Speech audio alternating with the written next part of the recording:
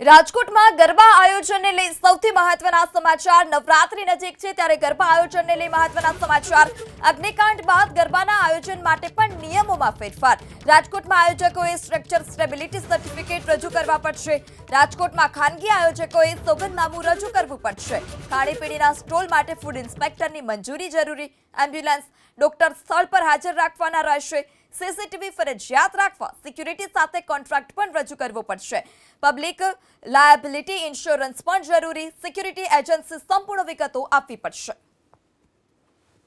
fire NOC જે છે તે ફાયર એનઓસી તે લોકોએ મેળવીને જમા કરાવવાનું રહેશે વિદ્યુત નિરીક્ષકનું ઇલેક્ટ્રિકલ ફિટિંગ અંગેનું જે સર્ટિફિકેટ છે તે જમા કરાવવાનું રહેશે ઇમરજન્સી ડૉક્ટરની વ્યવસ્થા અને એમ્બ્યુલન્સની વ્યવસ્થા જે ગરબીના આયોજકોએ પોતાને ત્યાં રાખવાની રહેશે સ્ટ્રક્ચરલ સ્ટેબિલિટી અંગેનું પ્રમાણપત્ર રાખવાનું રહેશે અને જે ઇમરજન્સી ડૉક્ટર જે છે એ ત્યાં રહેવા માગે છે તેનું એક સંમતિપત્રક તેમણે જમા કરાવવાનું રહેશે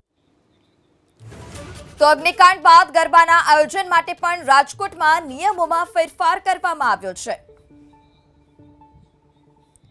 તો સુરભી રાસોત્સવના આયોજક વિજયભાઈ વાળા પણ આપણી સાથે જોડાઈ ચૂક્યા છે જે વિજયભાઈ રાજકોટમાં આયોજકોએ સ્ટ્રક્ચર સ્ટેબિલિટી સર્ટિફિકેટ પણ હવે રજૂ કરવા પડશે આ સમગ્ર મામલે અને આ નિર્ણય મામલે આપનું શું કહેવું છે એક આયોજક તરીકે જી બેન હું આ નિર્ણયને આવકારું છું અને ખરેખર આવા આટલું મોટું આયોજન થતું હોય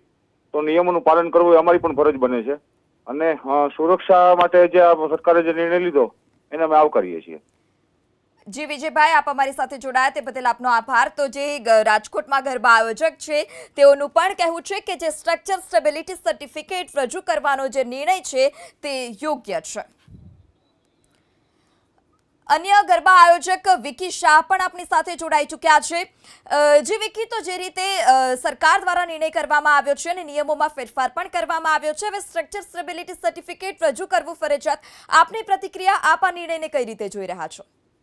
આ વખતે ઘણા બધા ફેરફાર ઘણા બધા સરકાર તરફથી નવી નવી ગાઈડલાઇન્સ આવેલી છે જે બધી અમારે આયોજક થ્રુ અમે બધી જ કરવા તત્પર છીએ લોકોની સેફટી સલામતી માટે જે કાંઈ વસ્તુઓ કરવી પડે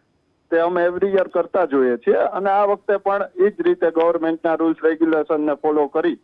અને બધી વસ્તુઓનું ધ્યાન રાખશું જી વિકીભાઈ તો અન્ય કઈ કઈ શરતો છે જે ગરબા આયોજકોએ ધ્યાનમાં રાખવી પડશે આપને કઈ માહિતી મળી છે સીસીટીવી કમ્પલસરી છે એ બધી વસ્તુઓ છે જે સ્ટેબિલિટી છે એવરી યર આ બધી વસ્તુ હોય જ છે તો પણ આ વખતે થોડુંક પ્રોપર જે સોગંદનામું ને બધી વસ્તુઓ કરાવે છે એ બધી વસ્તુઓનું પ્રોપર વ્યવસ્થિત રીતે રાઇટઅપ ને બધું પ્રોપરની એક સિસ્ટમેટિક બધી વસ્તુઓ થાય છે જે બધી રીતે અમારા આયોજકોને આવકાર્ય છે જી વિકીભાઈ આપ અમારી સાથે જોડાયા તે બદલ આપનો આભાર સુરેન્દ્રસિંહ વાળા જે રાજકોટના ગરબા આયોજક છે તે પણ આપણી સાથે જોડાઈ ચૂક્યા છે જે સુરેન્દ્રસિંહ તો જે પ્રકારે નિયમમાં ફેરફાર કરવામાં આવ્યો કયા કયા નિયમો છે કઈ કઈ શરતોનું આપણે સ્વીકાર્ય છે આમ તો દર વર્ષની જેમ આ વર્ષે પણ જે નિયમો છે એને પાલન કરતા આપણે રહેવું જોઈએ બધાના હિત માટેના નિર્ણયો છે એટલે સીસીટીવી બાકીના જે નિયમો છે એ તો દર વખતે હોય જ છે આ વખતે સ્ટ્રક્ચર સ્ટેબિલિટીમાં જેને મને એમ છે એસી ડોમ કે ડોમ જેની વ્યવસ્થા છે એ લોકોને સ્ટેબિલિટી લેવાની જરૂર છે બાકી ખાલી મંડપ હોય તો સ્ટેબિલિટીની જરૂર નથી પણ છતાંય કાંઈ નિયમમાં આવતું છે તો એ જરૂર પૂરું કરશું જી સુરેન્દ્રસિંહ આપ અમારી સાથે જોડાયા તે બદલ આપનો આભાર